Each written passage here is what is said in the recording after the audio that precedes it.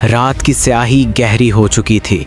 हवा में एक अजीब सा सुकूत था, लेकिन उस सुकूत के अंदर खौफ की गूंज छुपी हुई थी। हर जालिम के चेहरे पर कपकपाहट तारी थी, आंखों में वहशत, दिलों में दहशत, मगर छुपने की कोई जगह बाकी न थी। जमीन इनके लिए तंग हो चुकी थी और आसमान ने भी इनकार कर दिया था। उबैदुल्लाह बिन ज़ियाद, उमरू बिन साद, शमरू बिन ज़िलजौश, खौली बिन यजीद, हरमला बिन काहिल और सुनान बिन अंस, ये वो कातिल थे जिनके हाथ करबला के लहू से रंगे हुए थे, जिन्होंने नाहक खून बहाया और समझा कि अंजाम से बच निकलेंगे। लेकिन वक्त का पहिया चल चुका था। मुख्तार सकफ़ी का इंतकाम करीब आ रहा था। उनके कानों में हर पल एक ही सदा गूंजती थी, तुम्हारा वक्त ख़त्म हो चुका है, तुम्हारी सांसें गिनी जा चुकी हैं। इनकी रातें खौफ के साए में डूब चुकी थीं।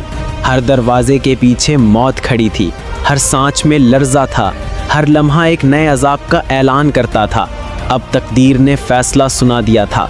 इनके लिए ना कोई पनाह बाकी थी, ना कोई रास्ता, सिर्फ अंधेरा, सिर्फ खौफ और सिर्फ अंजाम। इब्ने ज़ियाद का अंजाम आप सुन चुके हो।